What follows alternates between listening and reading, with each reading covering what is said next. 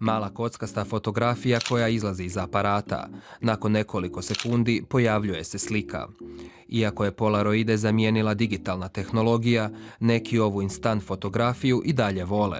Počeo sam prije 2 godine kad sam kupio u Ilici. Malo sam se raspitao prije jer ovaj stari polaroid sa Hrelića, znači nema više filmova za njega.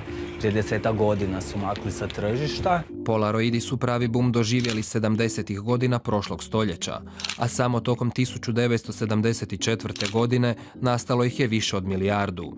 Marko ih ima oko 1500.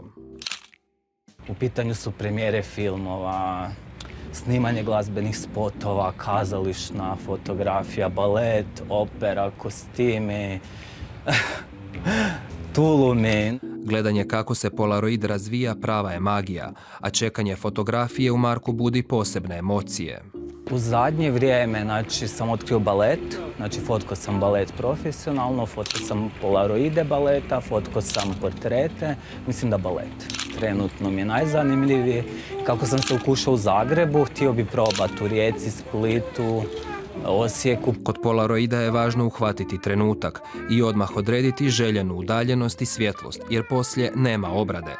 Kada neko fotka na digitalni, ono uvijek to može photoshopirati, može zapravo napraviti fotografiju koja nema nikakve veze sa originalnom fotografijom. I onda sam uzeo polaroid zato jer to je dokaz fotografije koja izađe na licu mjesta i koje ono ne možeš photoshopirati, ne možeš fejkat, kako ispadne, ispadne.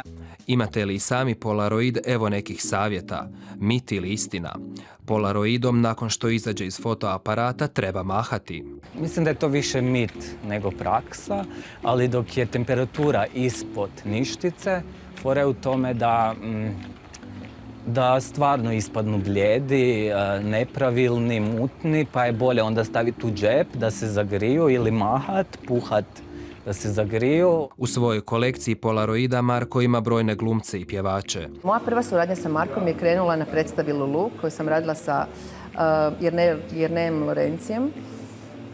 I tijekom završne faze naše predstave je jedan slatki dečko, počeo okolo hodati među glumcima kroz probu i fotografirati sa svojim nekakvim drukčijim aparatom nego što vidimo kao svaki dan. Gledanje fotografija uvijek je lijep trenutak koji budi razna sjećanja.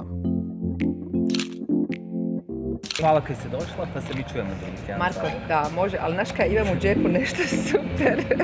Imam tvoj prvi polaroid koji smo radili na Lulu.